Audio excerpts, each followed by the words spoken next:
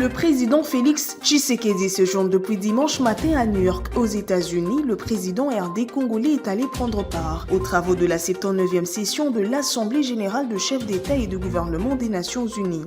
Le corps sans vie de Irène Ngoy, une petite fille de 6 ans habitante de Goma, a été retrouvé dans un sac plastique devant leur domicile ce lundi 23 septembre. Ceci après qu'elle soit kidnappée le samedi 21 septembre. La société civile de sa localité exige que justice soit faite. 1685 prisonniers malades graves à la prison centrale de Makala ont été libérés le dimanche 22 septembre par le ministre de la Justice Constant Moutamba, ce en présence de la directrice ad intérim de cette maison carcérale.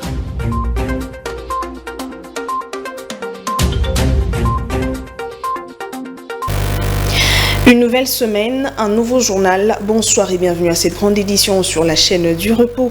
Le chef de l'État séjourne à New York, aux États-Unis d'Amérique. C'est pour participer à la 79e Assemblée générale des Nations unies. Félix Tshisekedi entend renforcer le plaidoyer de la République démocratique du Congo en vue d'obtenir le 9 octobre prochain un siège au sein du Conseil des droits de l'homme des Nations unies. Suivez.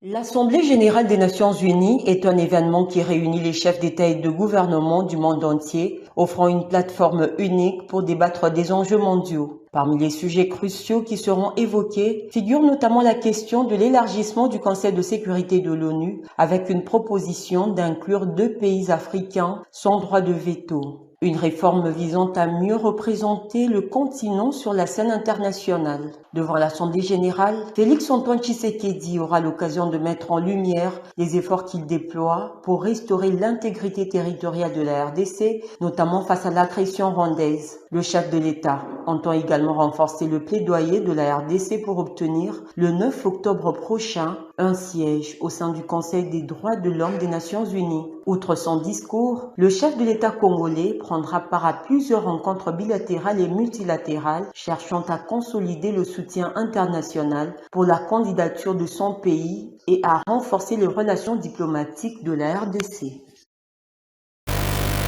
Parlons de cette actualité en bref. Kidnappée depuis le samedi 21 septembre, Ngoy Irène, une petite fille de 6 ans habitante dans la ville de Goma. Son corps vient d'être retrouvé tôt le matin de ce lundi 23 septembre, emballé dans un sac plastique puis jeté devant la porte de leur maison. La société civile communale de Krisimbi appelle à des enquêtes pour dénicher les auteurs de ce crime et subir la rigueur de la loi. Et toujours en sécurité, 4 éléments Mobondo neutralisés, 3 autres capturés et 3 armes de fabrication locale de type calibre 12 récupérées. C'est le bilan de l'opération Gema menée par les forces armées de la République démocratique du Congo de Kenge au Kwango. Cette opération a été initiée dans le but de pacifier la région du Grand Bandundu. Suivez le porte-parole de la 11e région militaire, le capitaine Anthony Malouchaï. Regardez. Aujourd'hui, nous avons fait un bon travail et d'ailleurs, je profite pour vous dire que dans la nuit d'hier à aujourd'hui, samedi 21 septembre, nos éléments étaient en patrouille de combat dans la localité de Kichakala. Nous sommes dans le territoire de Kenge, province du Kwango, où nos éléments qui étaient en patrouille de combat se sont affrontés avec les insurgés que vous connaissez bien, les insurgés Mobondo. Après quelques temps d'affrontement, nos éléments ont eu à neutraliser 4 éléments Mobondo et ont récupéré 3 armes de fabrication locale de type calibre 12. Nous avons récupéré ces 4 armes. Nous avons capturé 3 Mobondo qui d'ailleurs sont en route pour l'état-major. Et après exploitation, nous allons les mettre à la disposition de la justice militaire pour qu'ils puissent répondre à leur bavure. Au-delà du bilan que je viens de vous énumérer, nous avons également récupéré plusieurs effets militaires. Ça, c'est un bon travail réalisé par les éléments FARDC engagés dans l'opération Gemba et qui vise à néantir ce mouvement sur l'ensemble de 11e région militaire et surtout donner la paix à notre population. Poursuivant son speech, les éléments de forces armées de la République démocratique du Congo n'ont jamais torturé qui que ce soit dans le Grand Bandundu. L'information a été rapportée par le porte-parole de la 11e région militaire, le capitaine Anthony Mwalushaï, dans les opérations menées par les FARDC contre les Mobondo. La vidéo qui circule sur la toile faisant état d'une torture d'une dame par les FARDC, le fruit des ennemis de la paix, affirme ces lieutenants, ce capitaine. Cela se fait remarquer simplement par la tenue portée par ceux qui commettent ce crime, a-t-il fait savoir. Regardez. Nous sommes là pour démentir et vous donner quelques éléments qui prouvent que cette vidéo n'a pas été tournée d'abord dans notre zone de responsabilité. Tenez, dans cette vidéo, la majorité de gens qui sont visibles sont habillés dans notre ancienne tenue qui n'est plus opérationnelle, qui n'est plus habillée dans notre zone. C'est-à-dire, cette vidéo ne nous appartient pas parce que tous les militaires de la 11e région militaire portent la tenue semblable à celle que je porte actuellement. Ça, c'est de un. De deux, et les lingala qu'on parle là, n'est pas les lingala du Bandundu. Tous les enfants du Bandundu, ils parlent lingala en mélangeant avec les Kikongo. Et de trois, vous allez remarquer qu'il y a les femmes en tenue militaire, mais qui torturent une autre qui n'est pas en tenue militaire. Or, dans les territoires des Massi Manimba, il n'y a pas de PMF, il n'y a pas de femmes. Donc vous allez comprendre que c'est hors notre zone. C'est une guerre médiatique organisée par les ennemis de la paix qui n'aiment pas voir nos trois provinces donc, qui forment le Grand Bandundu vivre en paix. Changeant des chapitres, le caucus des députés nationaux du Nord Kivu dénonce la l'espoliation des terrains publics et privés, ainsi que les conflits fonciers dans leur province. C'était lors d'une séance de travail entre la ministre d'État, ministre des Affaires foncières et les élus nationaux du Nord Kivu. Leurs propos ont été recueillis ici pour vous par Rachel Adjassaliwala. Le caucus des députés nationaux du Nord Kivu vient d'avoir une séance de travail avec la ministre d'État en charge de l'affaire foncière sur des questions des terres au Nord Kivu. Nous avons rencontré la ministre très disposée à nous écouter. On a échangé à bateau rompu sur des questions qui concernent les concessions foncières au Nord Kivu. Elle nous a présenté ce qu'elle est en train de faire pour essayer un peu d'assainir ce secteur. Parce qu'en fait, comme vous le savez, c'est un secteur très sensible. Beaucoup d'opérateurs politiques, économiques se livrent à la spoliation des concessions de l'État. Mais nous l'avons rencontrée engagée à finir cette spoliation. Elle a pris des mesures qu'elle a proposées au gouvernement pour que désormais, celui qui s'engage à spolier une concession de l'État, un immeuble de l'État, soit sanctionné. Et elle est partie même à prendre des mesures conservatoires qui concernent les territoires occupés. Vous savez que Rutshuru, Masisi, Nyiragongo sont occupés par l'ennemi, la moitié également de Lubero. Madame la ministre a déjà pris des mesures conservatoires pour que les gens qui prendront des actes sur les terres qui se trouvent dans les territoires occupés, ces actes sont nuls et de nul effet. Nous allons l'accompagner parce qu'il y a beaucoup de dossiers à Goma, au Nord Kivu, qui nécessitent que la ministre prenne des décisions fortes, que ce soit au niveau de ses services, que ce soit au niveau du gouvernement. Le ministre d'État, ministre de la Justice et garde de Sceaux, Maître Constant Ontamba, a adressé une injonction ferme aux procureurs généraux près les cours d'appel de la République démocratique du Congo, leur enjoignant d'engager de poursuites contre les auteurs d'actes de dépravation de mœurs sur les réseaux sociaux, notamment sur des plateformes comme TikTok. On fait le point avec Nico Kassanda. Le ministre d'État, ministre de la Justice et garde des Sceaux, Maître Constant Ontamba, a adressé une injonction ferme aux procureurs généraux près les cours d'appel de la RDC, leur enjoignant d'engager des poursuites judiciaires contre les auteurs d'actes de dépravation de mœurs sur les réseaux sociaux, notamment sur des plateformes comme TikTok. Dans une lettre circulaire, le ministre d'État a déploré la prolifération des contenus immoraux circulant en toute impunité à travers ces réseaux sociaux, contenus et qui, selon lui, choquent la société et mettent en mal l'éducation de la jeunesse. Il a attiré l'attention sur l'ordonnance loi numéro 23/010 13 mars 2023 qui encadre les infractions commises dans le cyberespace et a demandé au procureur de faire respecter ces dispositions légales. La directive a été étendue à la police judiciaire des parquets ainsi qu'à la Commission nationale des censures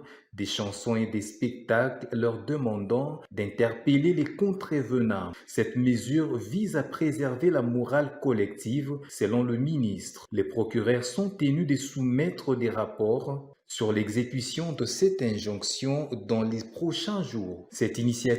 Notons que cette initiative intervient dans un contexte tendu marqué par la récente polémique entourant Jacques Ndala, ancien coordonnateur national de la jeunesse du parti Ensemble pour la République, et Denise Mukendi Dissocho, une influenceuse digitale. Mukendi a admis dans une vidéo choquante être à l'origine du viol dont Ndala a été victime lors de sa détention à l'Agence nationale des renseignements. Et le Conseil supérieur de la communication et des médias a imposé un embargo médiatique de 45 jours sur toute mention de Jacques Ndala et Denise Mukendi Dissocho, interdisant toute diffusion liée à cette affaire sur les médias et les réseaux sociaux.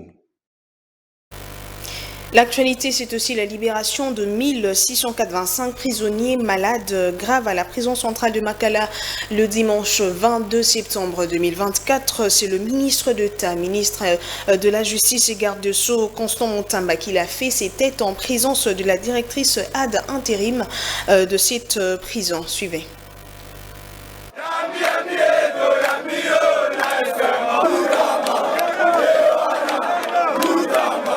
Le ministre de la Justice et garde des Sceaux, Constant Moutamba, dans la continuité de la politique de désengorgement des prisons, comme autorisé par le magistrat suprême et garant du bon fonctionnement des institutions, Félix-Antoine Tshisekedi, et dans le cadre de l'exécution du programme des actions du gouvernement souminois, a libéré le dimanche 22 septembre 2024 1685 prisonniers malades. Cette action a été entreprise dans l'optique de leur permettre d'aller suivre des soins appropriés. Voulant se rassurer de la sortie de tous les malades, le ministre a décidé de suivre personnellement ce processus qui a débuté à 14 heures pour se terminer autour de 20 heures. Les bus Transco ont été mis à la disposition de tous les cas graves par le ministre qui a signé la prise en charge médicale pour ces derniers. Car le patron de la justice n'a pas digéré cette façon de détenir les malades sans pourtant leur administrer des soins appropriés. Ainsi, quelques instructions ont été données à la directrice ad intérim de ne pas faire traîner les malades dans des cellules, de contacter urgemment un service médicalisé pour désinfecter les différents pavillons.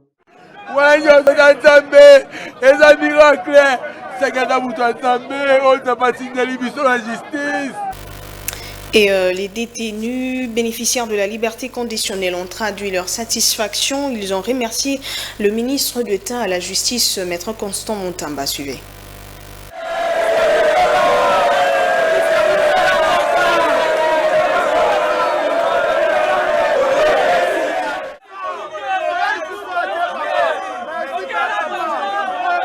Merci, Papa ministre Constant Moutamba.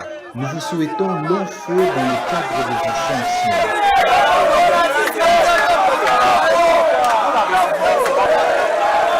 Merci mingi à Papa ministre. Et là, on va saluer le matin. Papa Tokemi fort, Batma Okufa. Merci au ministre Moutamba. Il a posé un acte jamais vu. Nous avons souffert ici, les gens meurent chaque jour. Papa, longue vie à vous.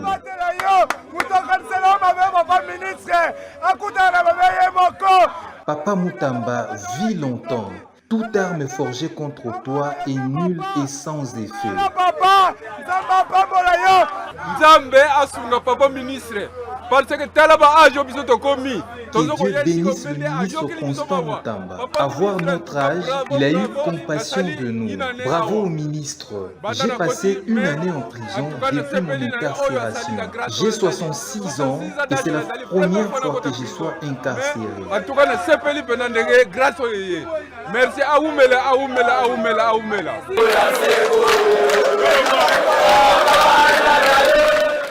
Nzambe aumela ministre pe na aumela azala ya asala eloko te na beti buloko oyo nakanaki te. Longue vie au ministre Moutamba. Je n'avais rien fait et j'ai été incarcéré. Je suis sauvé. Je suis content d'être libéré pour aller rencontrer mes 4 enfants. Donc Nzambe aumela nasalaki accident mais napesi mbongo makambo to à l'aise mais babeti ngai awa nabeti mpe na 6 mois pamba oyo nayebi mutu mokolo te. Parlons sport, l'ASV Club ne jouera pas la phase de groupe de la Coupe de la CAF battue à l'aller par le FC Stellen d'Afrique. Les Dauphins Noirs n'ont pas fait mieux au match retour à Kinshasa. Un but partout, tel est le score à la fin du match pour Raoul Chungu. Il y avait de la place pour l'ASV Club de remporter le match au-delà des difficultés rencontrées. Il a dit lors de la conférence de presse. Ce propos ont été recueillis par Benny Bola. La vérité, on s'est dit, je l'ai dit ici, on avait l'espoir, il y avait possibilité de gagner le match, il y avait possibilité, mais c'était un peu difficile avec cette façon qu'on a joué en premier mi-temps.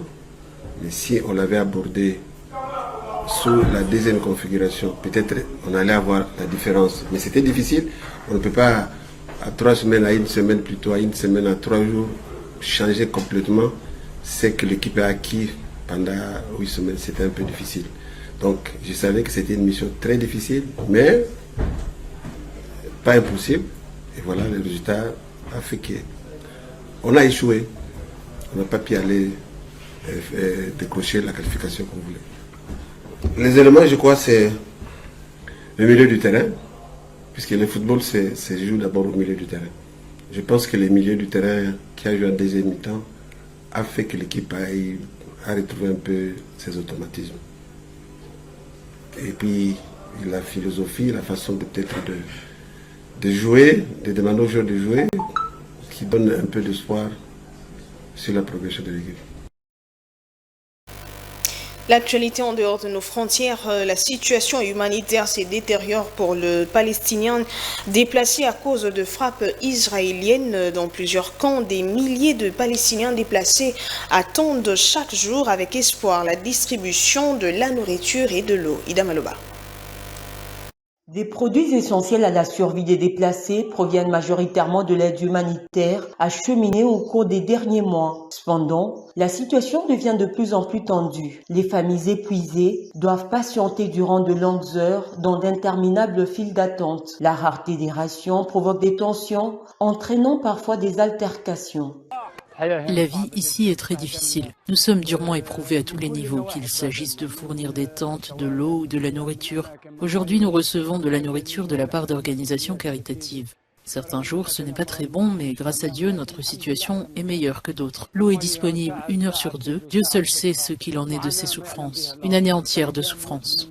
Selon les Nations Unies, ce conflit a déplacé 90% de Palestiniens de Gaza, la plupart s'étant réfugiés dans des camps au centre et au sud de l'enclave. Une mère originaire de Gaza s'inquiète pour l'avenir de ses enfants. J'ai des enfants, dont une fille de 7 mois. Je ne sais pas comment je vais passer l'hiver avec elle. Chaque jour, elle a besoin de changer de vêtements 3 ou 4 fois. Alors que nous n'avons pas de vêtements de rechange. Nous allons souffrir très durement. Nous n'avons aucune tente pour nous protéger de l'hiver. Les tentes sont inutiles. Il suffit d'un peu de vent pour qu'elles s'envolent. Et ce n'est pas seulement mon cas. Tout le monde ici vit la même chose.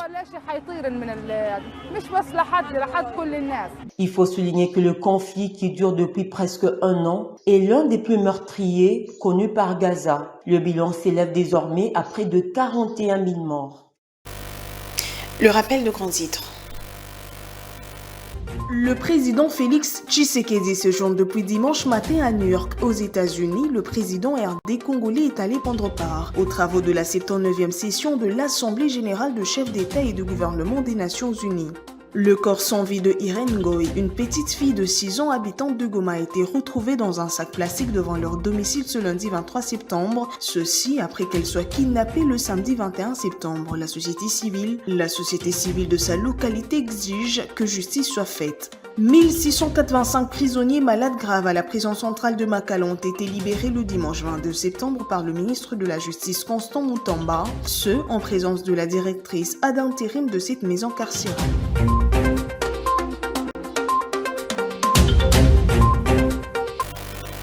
C'est la fin de ce premier journal de la semaine, Madame, Messieurs. Merci de nous avoir suivis. On se retrouve demain à 19h30, toujours sur Vers Pâturage Télévision. D'ici là, portez-vous bien. Au revoir et bonsoir chez vous.